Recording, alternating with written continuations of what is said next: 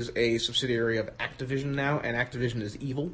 Activision, I'm inclined to agree that Activision is evil. Yeah. That is something we Like, can not say. like BP evil or like pharmaceutical company evil, but they're in the same circle of hell, if you get my meaning. Yeah, exactly. Yeah, it's a sort of strange thing. And the World of Warcraft, actually, interesting. Like World of Warcraft gets a lot of attention in terms of like psychology research studies. Yeah, like it's like we want to research, what happens to gamers. Let's pick like the one that everyone gets addicted to. Yeah. Addicted. I don't mean to use that word so liberally, not in the clinical sense, but they never. And it's interesting because they always like World of Warcraft is the worst game out there for being addicted. But I've heard of plenty of stories where people get addicted to Call of Duty. Well, exactly. I mean, it's or anything else really. Video game research is an interesting thing because I've never been prepared to say that that there are no negative effects of video games because, quite frankly, I don't believe that strongly that there aren't. But what I would be prepared to say is that there are clearly other factors.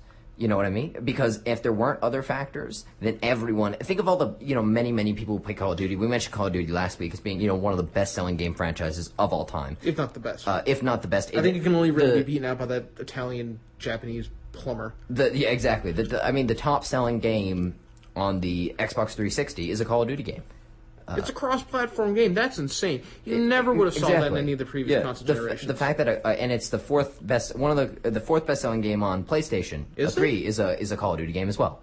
To be fair, I don't think as many PlayStation 3 fans. I think it's gotten to the point now where it's like if you want to play Call of Duty, get an Xbox. I think most Call of Duty fans are Xbox users. Yeah, that's true. Well, that's why that explains the sales difference. But I mean, still, fourth best-selling is still that's not insubstantial. Accomplishment, Yeah. I think it's actually a different game, interestingly. I think the best-selling game is Black Ops for the Xbox. I think that's their number one best-selling game.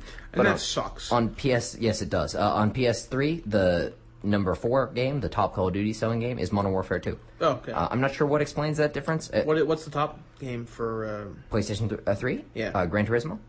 Gran Turismo 5? Actually, I can see that. Yeah. Gran Turismo 4, because Gran Turismo... Or is it... It's 5. Yeah, is it 5? Okay, the 6 is coming out the fall. Yes, for PlayStation exactly. 3, not the PlayStation 4, interestingly enough. Gran Turismo's just a strange franchise. Yeah. Although I haven't really gotten into Gran Turismo since Gran Turismo 3 A-Spec, but... Anyway. Back to Blizzard, yeah. So Blizzard has made the expansion pack very popular. We go off topic. Yeah, we do that a lot. We sort of we stay on sort of generalized geek culture, but we never keep in our Valve show. I'm not sure how much we actually talked about Valve. I think we did a fair bit. I mean, we're pretty good. We're not bad. Because we want it to be natural, but we don't want it to be... Yeah, we sort of... It's sort of organized conversational style. Yeah, organized chaos. We'll go with that. Yeah, sure, we'll go with organized chaos. So have you ever played any World of Warcraft? Have I ever played any World of Warcraft? Yeah. Yes. Have I ever purchased... It's really sat down and gotten into a World of Warcraft? No. That's the same with me. So I feel like we're really not there. Like, we're coming at it from a casual observer standpoint. I've seen it played and probably jumped on the computer for an hour with my buddies. Yeah, and I've seen a lot of gameplay footage from it. I think the most famous thing from it is Leroy Jenkins. Exactly. Yeah, Leroy Jenkins. Sorry, I was killed huge. your level. It wasn't actually as bad as I thought it was going to be. Okay. I was like, oh no, he's going to do Leroy Jenkins. It's going to be terrible. But I'll actually link that right now to our Facebook page. Sure. Yeah. Because if you haven't seen it, and I'd be surprised if you haven't. Brilliant. It's yeah. Funny. And yeah, that's definitely one of the more famous things. Well, World of Warcraft was one of those things. When I was a kid, right? I mean, 12, 14, something like that. I guess. I don't know if I have my years right. Say 12, 14. When I was younger and I was hanging out with my friends, someone would be playing World of Warcraft, right? One of those games, before that it was Grand Theft Auto. It was one of those games that's always on in the background when you're at someone's house. Yeah. You got that one guy who doesn't want to socialize. He wants to play World of Warcraft instead. Keep it down out there. I'm about to do this, or I'm about to raid this dungeon. Yeah, when you go, it's always that one guy too. I always remember when I was a kid, there'd be, we'd all go upstairs to get a burger or something, or go out to McDonald's. Yeah. And he wouldn't move. Yeah. He'd just have the headphones on and be playing whatever game, Warcraft, Grand Theft Auto, something like that. Yeah. It was just insane behavior. As in terms of an RPG, it's defined a lot. It's certainly defined a lot of what an MMO is. They've defined stuff like the different, because there's really kind of 4 major classes, and there's subclasses within that. So you have your healer, you have your ranged attack, you have your tank, and you have your DPS, and that's the really 4. And most other RPGs have kind of MMORPGs. They weren't the first to bring in the concept of a tank or sweeper or DPS.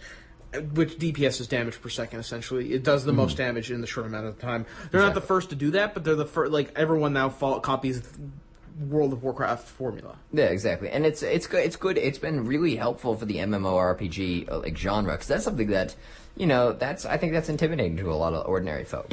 Whereas it's less intimidating to say, here, pick up this game of Fallout, right? Yeah. Fallout 3, God help you if you're trying to if you give that to a casual gamer, because they won't know what to do. Yeah, exactly. Yeah, and it's never going to end when they figure out. No, they're going to go buy all the others. They're going to go buy New Vegas, be disappointed, and then go get all the Elder Scrolls games. Even though I think New Vegas is a great game, that's another show. We'll do a Bethesda show.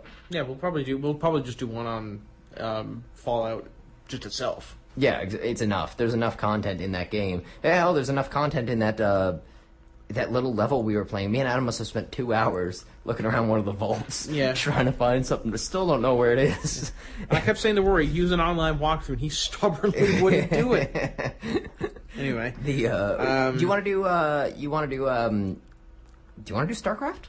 No, I'm gonna wait till do StarCraft after, because I got a lot to say about StarCraft. Yeah, let's wait till after the break. Yeah, let's try to find something that. But one of the reasons I want to talk about World of Warcraft is it has such a pulp culture effect, because South Park has done an episode on World of Warcraft alone, and most of the episode was done using the World of Warcraft engine, instead of doing the traditional South Park animation. Mm-hmm. There's been so much stuff that's been they parodied World of Warcraft. There's been so many videos done, so many Let's Plays done. Jeopardy had a question on Leroy Jenkins. Yeah.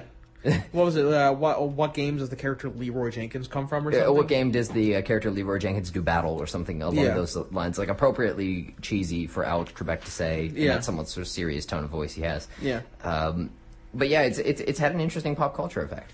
Yeah, and I think really it has set the bar for what an MMORPG, really kind of needs to do. Yeah, exactly. It's not a flawed, like Call of Duty, it's not a flawed game in and of itself. There's better examples of the genre out there, but it has certainly set the bar for what a game of that genre needs to do. Exactly. Yeah. I don't think anyone who calls Call of Duty the best shooter out there, I would like to see their reasoning. I honestly would not agree with them unless they were able to provide me with some pretty substantial reasoning beyond the fact that it's sold the most. Same with World of Warcraft, but I will, if they did say it's kind of defined the genre and it has set the bar. Mm-hmm. I would agree with that, because everyone now is like, well, even if they don't want to make a game like Call of Duty, they're saying we want to have our game be as successful as Call of Duty, which is a big problem, I think. It's a huge problem, and I think Call of Duty is giving people a twisted perspective, because I remember I was watching a video of Woody's Gamertag the other day, and I've talked about how great he is on the show before. Yeah.